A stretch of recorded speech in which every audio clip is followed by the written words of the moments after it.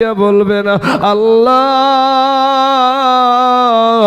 রব্বুল আলামিন গো, আমার একটা উম্মত যেন জাহান্নামে না যায়। জোরে বলেন সুবহানাল্লাহ। আমার একটা উম্মত যেন জাহান্নামে না যায়। আমার আল্লাহ ফারিস্তাদেরকে ডাক দিয়ে বলবেন, ফারিস্তারা রে, ওই জাহান্নামকে ৭০,০০০ শিকল দিয়ে আটকায়া রাখ। ওই দেখ আমার হাবিব সিজদায় পড়ে আছে। এ মুসলমান, যেই নবীকে নিয়ে আজ আমাদের সমাজে আলেম ওলামারা টানা হাচড়া করে গো। নবীকে সম্মান করতে গেলে আমাদেরকে বেদাতি বলে গালি দেয়, নবীকে সালাম দিলে আমাদেরকে বেদাতি বলে, নবীর তাজিমে কিয়াম করলে আমাদেরকে বেদাতি বলে। ও মুসলমান, এই তাজিম করাটা এমনি এমনি হয় না রে বাবা। আগে নবীর সঙ্গে প্রেম করা দরকার হয়। প্রেম যদি না থাকে এগুলা হবে না বাবা। প্রেম থাকলে গার নবীকে তাজিম করবে। ও মুসলমান, এই প্রেম নবীর সঙ্গে যারা করে গো, আপনি যদি ভাবেন, আপনি বলবেন এইগুলা কি সাহাবারা করতো? এই মৌলবীরা যদি বাবাজি সাহাবীদেরকে দেখতো, শিরকের ফতোয়া দিত রে বাবা। কারণ কি, আমার নবীজি ওযু করতেন, ওই ওযু করা পানিটা সাহাবারা দুই হাতে নিয়ে বাবাজি মুখে ভুলাইয়া দিতেন। জোরে বলেন সুবহানাল্লাহ, বরকত হাসিলের জন্য। কিন্তু আব্বা জান গো, আমার নবীজির নখ মুবারক কাছে রেখে দিতেন, চুল মুবারক কাছে রেখে দিতেন। আমার নবীজি এ বাবাজি সাহাবারা নবীকে এত ভালোবাসতো, এত ভালোবাসতো। আজ বাবা রে, কিয়ামতের দিন আমার আল্লাহ ঠান্ডা হয়ে যাবে। একমাত্র আমার নবী যখন সিজদায় যাবে, বলবে জাহান্নামকে ৭০,০০০ শিকল দিয়ে আটকায়া রাখ। বাবা ৭০,০০০ শিকল দিয়ে আটকানো যাবে না বাবা রে। আমার আল্লাহর কুদরতি হাতে বাবা ২ ফোঁটা পানি ফারিস্তাদেরকে দিয়ে বলবেন, ফারিস্তারা রে, এই পানিটা জাহান্নামের গায়ে ছিটায়া দাও। যেমন বাবা ওই পানিটা জাহান্নামের গায়ে ছিটায়া দিবে, সঙ্গে সঙ্গে জাহান্নাম বাবা দ্রুত বেগে পিছনে পালাতে আরম্ভ করে দিবে। জোরে বলেন সুবহানাল্লাহ। এ বাবা রে, ফারিস্তা এটা ডাক দিয়া বলবেন, ও আল্লাহ গো, যেই জাহান্নামকে ৭০,০০০ শিকল দিয়ে আটকানো গেল না, ওই জাহান্নামকে এমন কোন বরকতের পানি আল্লাহ দিলেন গো। এটা কি আবে হায়াতের পানি? এটা কি আবে জমজমের পানি? না, এটা হাউজ কাউসারের পানি। এটা কোন পানি গো আল্লাহ? আমার আল্লাহ বলবে, ফারিস্তারা রে, এটা আবে হায়াতের পানিও না, এটা আবে জমজমের পানিও না, এটা হাউজ কাউসারের পানিও না, এটা টিউবওয়েলের পানিও না, এটা কুয়ার পানিও না, নদীর পানি, বিলের পানি, খালের পানি না। এইটা হলো আমার গুনাহগার বান্দা বান্দির চোখের পানি। জোরে বলেন সুবহানাল্লাহ। ও মুসলমান বাবারা, এই চোখের পানির কারণে জাহান্নাম নিভে যাবে, কবরের আগুন নিভায়া যাবে। ও মুসলমান বাবা, আমার আব্বা জানেরা, যুবক ভাইয়েরা, আপনাদেরকে বলবো ভাই গো, মাস্তানি করিও না রে ভাই। এই দুনিয়াটা কিছুই না রে মুমিন। ওরে মুসলমান, ফিরে এসো রে বাবা। আমার পর্দার আড়ালের মা খালা গো, তোমার মতন কত মহিলা সংসারের সমস্ত কাজ করে, এরপরেও পর্দা করে, ৫ ওয়াক্ত নামাজ পড়ে। তুমি কেন পারবা না রে মা? তোমার মতন কত বোন স্কুলে যায়, কলেজে যায়, তারপরে 5 ওয়াক্ত নামাজ পড়ে, পর্দা করে। তুমি কেন পারবা না রে বোন? ওরে আমার যুবক ভাইয়েরা, তোমার মতন কত যুবক রাস্তায় ড্রাইভারি করে ভাত খায়, এরপরেও 5 ওয়াক্ত নামাজ পড়ে। তুমি কেন পারবা না রে বাবা?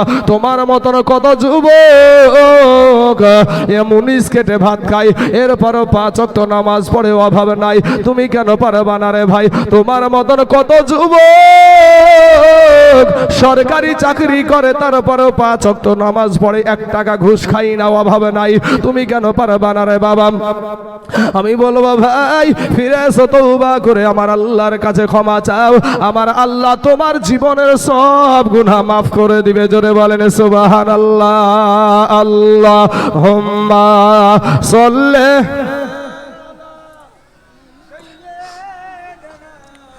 মাওলানা মুহাম্মদ, মুহাব্বতে পড়েন ওয়ালা আলে সাইয়্যিদিনা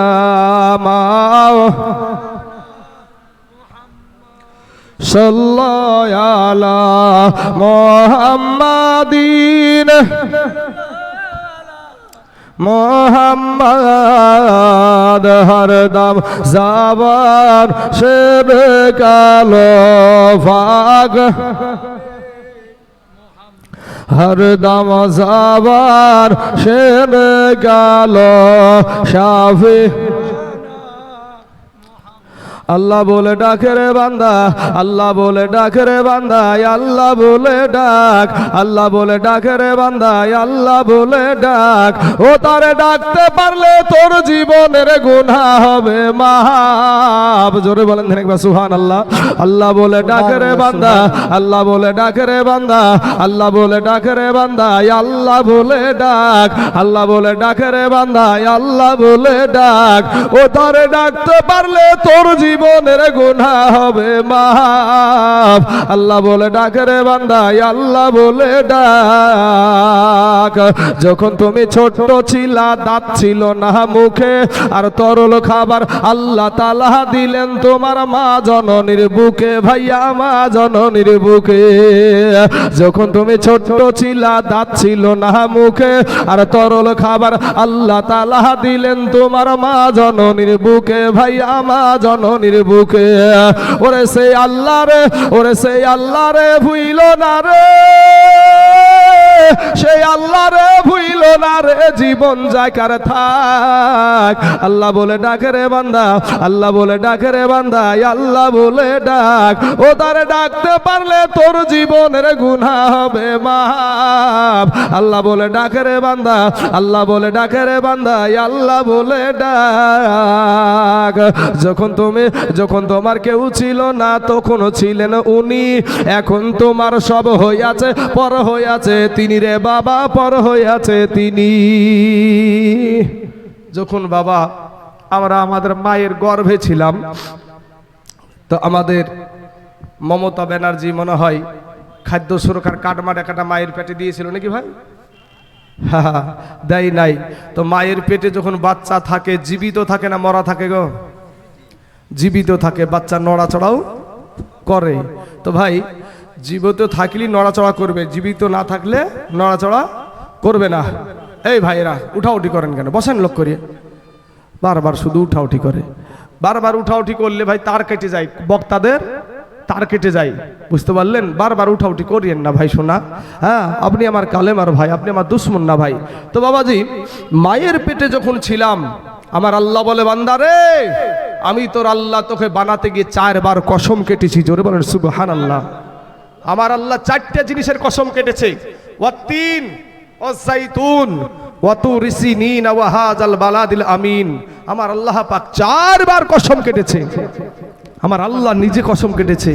আজ তুমি সেই আশরাফুল মাখলুকাত হয়ে সেই আল্লাহকে তুমি ডাকো না ভাই, সেই আল্লাহকে ডাকতে তোমার মন চাই না, মাস্তানি করো। ও মুসলমান, এই মাস্তানিতে আমার আল্লাহর কোনো যায় আসে না। কথা ঠিক না বে ঠিক গো? আমার আল্লাহর কোনো যায় আসে? সারা পৃথিবীর মানুষ যদি নামাজ না পড়ে আল্লাহর কোনো যায় আসে? কোনো যায় আসে না বাবা। আমার আল্লাহ পাক যেদিন ধরবে সেদিন আর ছাড়বে না। আল্লাহ ছাড় দেয় কিন্তু ছেড়ে দেয় না। আল্লাহ ছাড় দেয় কিন্তু ছেড়ে দেয় না। দেখেন আমার আল্লাহ কত দয়ালু, কিন্তু কিয়ামতের দিন আমার আল্লাহর নাম হবে কহার। আপনারা বুগদাদি কায়দা পড়েছেন, তো আল্লাহর ঘর মুখস্থ করতে গিয়ে আপনারা একটা আল্লাহর ঘর পড়তে গিয়ে একটা নাম পড়েছেন, ইয়া আল্লাহু ইয়া রহমানু ইয়া রহিম ইয়া মালিকু ইয়া কুদ্দুস ইয়া সালামু। কি পড়েননি গো আপনারা? হ্যাঁ, এই নামগুলো পড়তে পড়তে একটা নাম আমরা দেখেছিলাম, ইয়া কহারু। মহারাগে রাগিন্বিত থাকবে আমার আল্লাহ পাক। আর আমার আল্লাহ পৃথিবীতে থাকাকালীন, আপনি থাকাকালীন 100 বছর আপনি গুনাহ করেছেন, 100 বছর পরে 99 বছর গুনাহ করেছেন, থাকলো কয় বছর? 1 বছর। তারপরে 11 মাস গুনাহ করেছেন, থাকলো কতদিন? 1 মাস। 1 মাসের ভিতরে আপনি 29 দিন গুনাহ, 30 দিন আপনার 23 ঘন্টা গুনাহ করেছেন, থাকলো কয় ঘন্টা? 1 ঘন্টা। এই 1 ঘন্টার ভিতরে যদি আপনি তওবা করে আমার আল্লাহর কাছে চোখের পানি ছেড়ে দিয়ে ক্ষমা চান, আপনার 100 বছর, 99 বছর 1 মাস, 99 বছর 29 দিন, আপনার 23 ঘন্টার গুনাহ আমার আল্লাহ 1 মুহূর্তে ক্ষমা করে দিবে। জোরে বলেন সুবহানাল্লাহ, সুবহানাল্লাহ, সুবহানাল্লাহ। আমার আল্লাহ পাক এত দয়ালু বাপ, আর সেই আল্লাহকে আমরা ডাকি না ভাই, সেই আল্লাহকে ডাকি না, মাস্তানি করি, যৌবনের বাহাদুরি দেখাই। আমি বলবো ভাই, ও যুবকেরা, তোমাদের পায়ে হাত দিয়ে বলি, ভাই রে, আমার এই আব্বার দিকে তাকান একটু।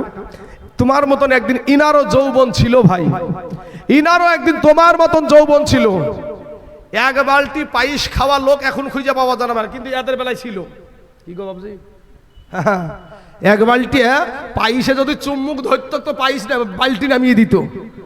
কিন্তু তুমি একটুকি খেতে সুগার হয়েছে রে, হাই প্রেশার রে, চলে না, তোমার মিষ্টি চলে না। আর এই বাবজিকে মালেরকে দেখেন, এই মালেরা হাতের রুটি গড়ায় তো কাকে মায়েরা, কি হাতের রুটি গড়ায় তো 2 খান 3 খান 4 খান পর্যন্ত নামিয়ে দিত। তুমি 8 খান খেতে তোমার 12টা বেজে যাবে। হ্যাঁ বাবাজি আমার সোনা মানিকেরা, আগেকার যে সমস্ত শক্তিশালী খাবার এখন আর নাই। আগে খাবার ছিল মাইডিয়ে, তারপরে কাউন, শিয়াঞ্জা, কদ, এই সমস্ত জিনিস খেত, ভেজাল ছিল না। আগে ভেজাল ছিল না, হসপিটালে এত রুগীও ছিল না, এত মা বোনেদের সিজারও হতো না। কুয়া থেকে পানি উঠাইয়া উঠাইয়া বাড়িতে 4টা 5টা করে গরু, প্রত্যেকটা বাড়িতে বাবাজি নাঙ্গল থাকতো আগে, এখন তো ট্রাক্টর হয়েছে।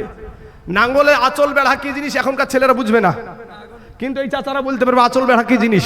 তো ভাই শোনা, আমি যেটা বলতে চাইছি সেটা হলো যে তুমি ভাই মাস্তানি না করে একটু নিজেকে, নিজের দিলটাকে নরম করে দাও, আমার কথাগুলা বুঝার চেষ্টা করো। আমি কাউকে গালি দিয়ে এখন পর্যন্ত কথা বলেছি? কাউকে কোনো গালি দেওয়া কথা না, কোনো আমি আঘাত করতেও চাই না। আমি শুধু আপনাকে মসজিদমুখী করতে চাই, আমার নাবির আদর্শ মোতাবিক চলেন, এটা আমার উদ্দেশ্য, এটা আমার নিয়াত। আমার আল্লাহ পাক মায়ের পেটে আপনাকে যখন পাঠালেন, তো আপনি কি খেয়ে বেঁচে থাকবেন? দুনিয়ার প্রধানমন্ত্রী, মুখ্যমন্ত্রী, জজ, ব্যারিস্টার, উকিল কেউ ভাবে নাই। আমার আল্লাহ বলে, বান্দারে আমি আল্লাহ তোর জন্য তুই কি খেয়ে বেঁচে থাকবি, আমি আল্লাহ তোর জন্য ভেবে রেখেছি। জোরে বলেন সুবহানাল্লাহ। আজ আপনি বাহানা দেখান কি নামাজ, কাজ নিয়ে নামাজ পড়ার টাইম পাই না। মেন আপনাদের অজুহাত, এই অজুহাত কি যে নামাজ পড়তে পারি না, কাজের সময় পাই না। কিন্তু মায়ের পেটে থাকতে আপনি কোথায় কাজ করতে গিয়েছিলেন? কোন মাঠে গিয়েছিলেন? কোন কেরালায়, বম্বে, দিল্লিতে গিয়েছিলেন? কোন ভাটায় কাজ করেছিলেন? আমার আল্লাহ বলে, বান্দা তোর রুজির মালিক হলো আমি আল্লাহ, তুই রুজি বলে টেনশন করিস না, তুই শুধু চেষ্টা কর, আমি আল্লাহ মিলাইয়া দেব। কিন্তু বাবা আমার আল্লাহকে বৃদ্ধা আঙ্গুলি দেখান আপনি, দিয়ে বলেন আমি ধনী হব।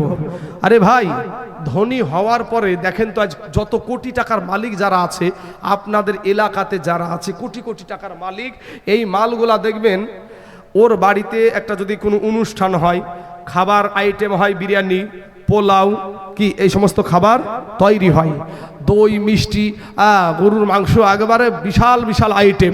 তো বাবাজি দেখবেন ওর বাড়িতে আপনাদের মতন এই রকম সমস্ত গরিব মানুষ যারা এখানে বসে আছেন, এরা বাবাজি মজা করে দই মিষ্টি, আপনার পোলাও, বিরিয়ানি খায়। ওই মঘার বাড়িতে খানাও নিজেই খাইতে পাই না, অত চলে না তো খাবার। আর গ্যাস্ট্রিক, হাই প্রেশার, তারপরে লো প্রেশার, কত রকমের যে কত কি আছে তার ঠিক নাই। আমার আল্লাহ পাক বলে, বান্দা তুই মায়ের পেটে আছিস, তো আগে থেকেই তোর জন্য তোর মায়ের পেটে আমি খাবার রেডি রেখেছি। জোরে বলেন একবার সুবহানাল্লাহ। কি বলছেন আগে থেকে রেডি? মানে একটা মহিলার, একটা মা, আমার বিটি, আপনার বিটি, আপনার মা, আমার মা, প্রত্যেক মাসে মাসে অসুখ হয়, কথা ঠিক না ঠিক? প্রত্যেক মাসে মাসে অসুখ হয়। এই অসুখটা যখন বাচ্চা পেটে আসে, অটোমেটিক অসুখটা বন্ধ হয়ে যায়, কোনো ডাক্তারের প্রয়োজন হয় না। কোন সার্জনের প্রয়োজন হয় না। আমার আল্লাহ পাক ওই রক্তটাকে আমার আল্লাহ পাক তা আল্লাহর ফারিস্তা দ্বারা মায়ের নাড়ির সাথে আর বাচ্চার নাভির সাথে সেট করে দিয়ে ওই রক্তটা বাচ্চার শরীরে পুশ করে মায়ের পেটে বাচ্চাকে আপনার জীবিত রাখে। জোরে বলেন সুবহানাল্লাহ। সুবহানাল্লাহ সুবহানাল্লাহ। এরপরে যখন আপনি দুনিয়াতে প্রসব হলেন, ভাত তো খেতে পারবেন না, আপনার কোনো বাপ ভেবেছিল না যে বাচ্চা কি খেয়ে বেঁচে থাকবে। কোন প্রধানমন্ত্রী যারা মন্ত্রীদের দালালি করে, মৌলবীদের ভিতরে বাবা 3000 টাকা বাবাজি ভাতা পাচ্ছে, তো দালালি শুরু করে দিয়েছে। হ্যাঁ, অনেক মৌলবী দালালি করছে, হক কথা বলতে পারে না বাপ। আজ এমপি এমএলএ হয়ে গেছে, অথচ ওয়াকাফ সম্পত্তি আমাদের কাছ থেকে মুসলমানদের জমি। এই মসজিদের জমি কাদের জমি বাপ? এই কথা বলেন আপনারা, মুসলমানের জমি না কার জমি?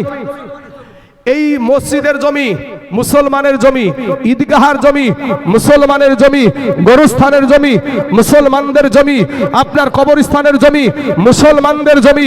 এই ওয়াকফ সম্পত্তি কারো বাবার সম্পত্তি নয়, এটা মুসলমানদের সম্পত্তি।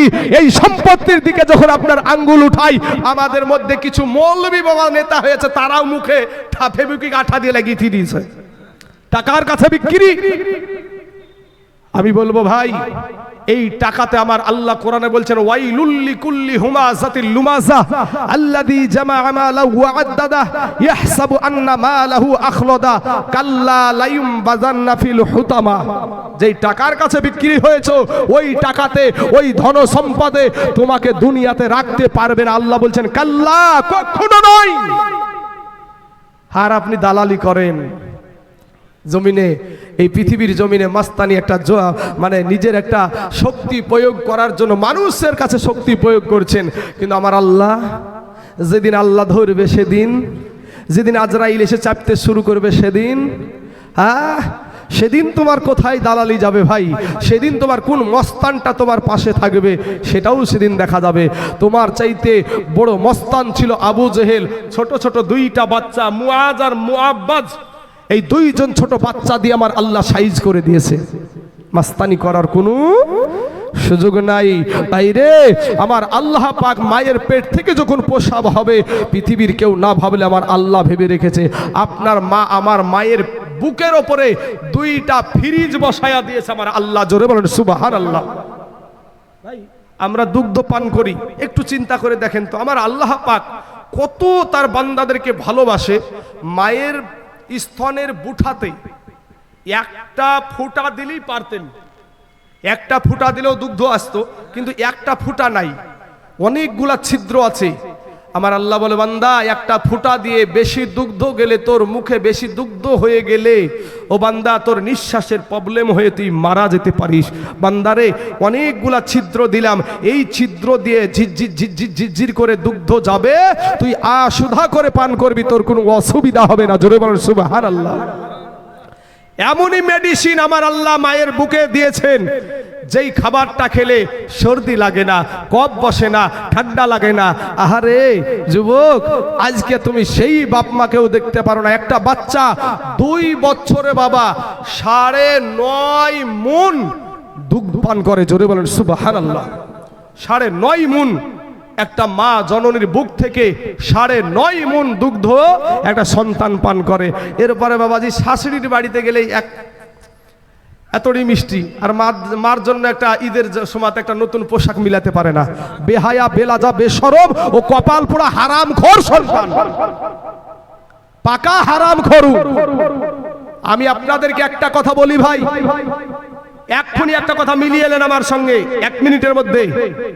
আমি আজকে এখান থেকে আপনাদের এখান থেকে সভা করে যাব বাবাজি নন্দীগ্রাম। নন্দীগ্রাম বলতে কোথায়? ওই মমতা ব্যানার্জি আর শুভেন্দু অধিকারী যেখানে আপনার ভোটে লড়াই করেছিল গত বছর, সেই গ্রামে। এখান থেকে বেরিয়ে যাব আমি। তো বাবাজি, তো আমার যাওয়ার টাইমে আমি শ্বশুর বাড়িতে উঠবো।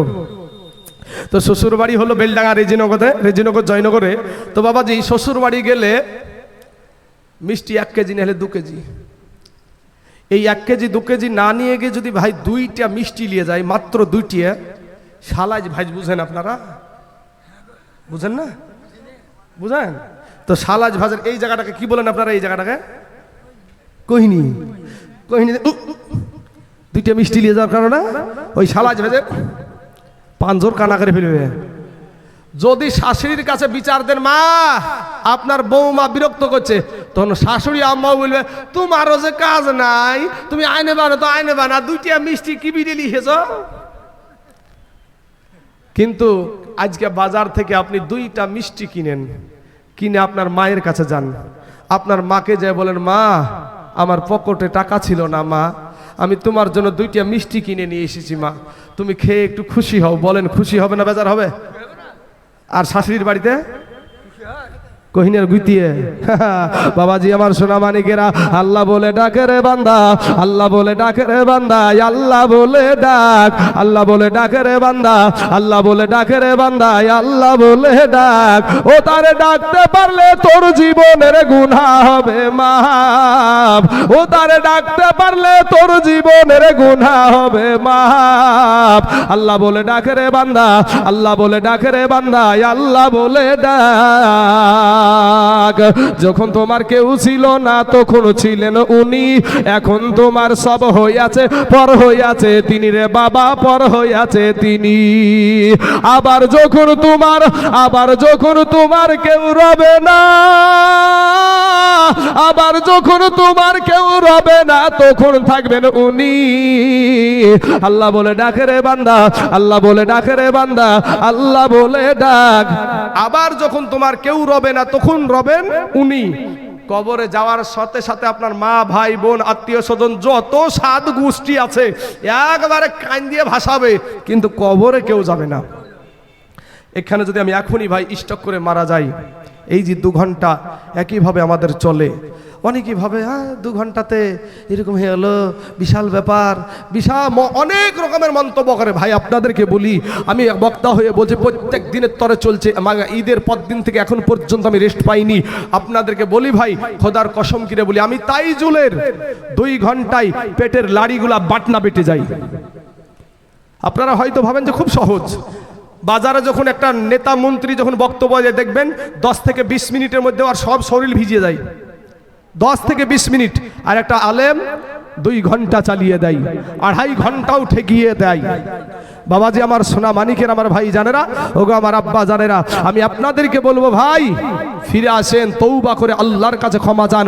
কবরে যখন যাবেন আপনার সঙ্গী কেউ হবে না। আমি এখন যদি এখানে স্টক করে মারা যাই, এক্ষুনি যদি মারা যাই, আপনারা হয়তো এটা টুক চোখের পানি ফেললেন যে বক্তাটা আসলো আমাদের দেশে আর বাড়ি যেতে পারলো না, মায়ের চেহারা দেখতে পেল না, মনে একটা কষ্ট হবে না? হবে না ভাই? একটা কষ্ট হবে। হ্যাঁ যুবকেরা এদিকে তাকান। এবার বাবাজি আপনারা একটা আমার ইমাম সাহেব ভাই উনি করবেন কি একটা আপনাদের সহযোগিতা নিয়ে, সাদ্দাম বলে একটা ছেলে 1,500 টাকা দিয়েছে। আল্লাহ তার 1,500 টাকাকে আল্লাহ তুমি কবুল করে নাও, আল্লাহ হায়াতে দারাজ করে দাও, আল্লাহ রুজি রোজগার তুমি বরকত দান করো। আয় আল্লাহ আসমানি বালা জামিনি বালা রুহানি বালা সমস্ত বালা মুসিবতকে আল্লাহ তুমি দূর করে দাও। তো বাবা যখন আমি এখানে মারা যাব, আমার বাড়িতে একটা